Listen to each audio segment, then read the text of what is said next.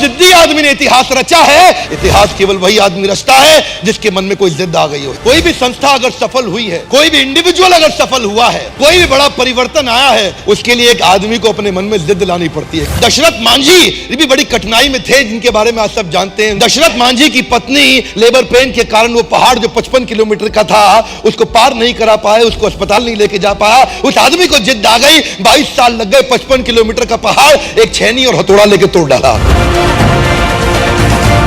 एक source motivation का होता है बिलीफ सिस्टम। बिलीफ सिस्टम ये वो ताकत है आदमी को कुछ भी करने को तैयार कर देती है। आप जानते हैं मंडेला 27 साल जेल में पड़े रहे, कोई प्रॉफिट नहीं, इंसेंटिव नहीं, बिलीफ सिस्टम बड़ा पावरफुल था।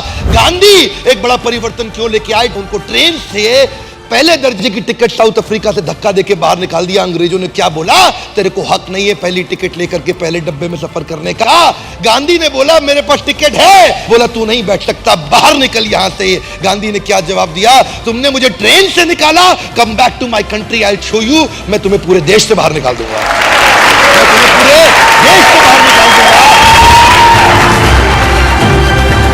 एक आदमी कभी भी इतिहास रचता है किसी जिद के कारण, एक बिलीफ सिस्टम के कारण। यह बिलीफ सिस्टम कमजोर भी हो सकता है, मजबूत भी हो सकता है। यह बिलीफ सिस्टम ऑर्डिनरी भी हो सकता है, एक्स्ट्रा ऑर्डिनरी भी हो सकता है। मेरी कौम जो बचपन से बहुत तकलीफों के साथ रही, एक लड़के को उसने नॉर्थ ईस्ट के एशियन गेम जीतते हुए देख लिया, उस दिन उसको जिद आ गई कि मैं खुद अपने स्टेट का नाम करूंगी।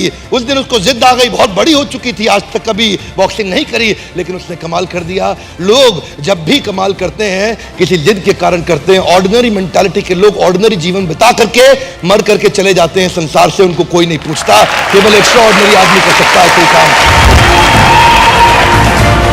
ऐसा कोई हिंदुस्तानी जो भगत सिंह के बारे में ना जानता हो। उसके पिताजी ने बोला, उसकी मां ने बोला, बेटे तेरी शादी तय हो गई है, तेरी शादी तय हो गई है। कानपुर चिट्ठी लिख करके भाग गए छोड़ के वहां से, कि बोले कि मैंने अपना ये शरीर आज अपने देश को दे दिया है, बहुत बड़े कारण के लिए। एक लड़की को नहीं देना चाहता ये जीवन, पूरे देश को देना चाहता हूं। बड़ा जिद्दी आदमी थे। आज एक जिद्दी आदमी ही कोई बहुत बड़ा काम कर सकता है। उसके लिए चाहिए बिलीफ सिस्टम। जानते हैं कोई भी व्यक्ति आप देख लीजिए, चाहे लिंकन हो या गांधी हो या टेरेसा हो या बच्चन हो या मंडेला हो या कोई भी हो, हर आदमी के जीवन में बड़ा संघर्ष था, पर उसने एक काम किया, bounce back. If you don't help you to help yourself, nobody in the world can help you to help yourself. लड़की के बारे में सोच रहा था, मलाला यूसुफजई, जो 12 साल की उम्र में वो लड़की को उसने क्या बोला, टीवी पे एक इंटरव्यू में बोल दिया, तालिबान की क्या औकात, हमारी लड़कियों की पढ़ाई को रुकवा दे, उनके पास अधिकार नहीं है, मैं पढ़ना चाहती हूं, मैं पढ़ूंगी। और कुछ ही दिनों के बाद 2013 में क्या हुआ, एक आदमी बंदूक लेकर के तालिबानी उठा, बस को खोला, बस के अंदर घुस गया उसकी स्कूल की बस में और पूछा कौन है मलाला? वो बोली मैं हूं मलाला, और 3 गोलियां मारी, उसके सर से निकल के फट के कंधे में आ गई। और जानते हैं आप में से कई लोग होंगे जिनका 12 साल का बच्चा होगा। 12 साल के बच्चों को 3 गोलियों से मार दो, और उसने अपने आंदोलन को और तेज कर दिया। नोबेल पीस प्राइज, दुनिया का सबसे बड़ा अवार्ड उसको मिला, उसी लड़की को, इतनी छोटी उम्र के अंदर।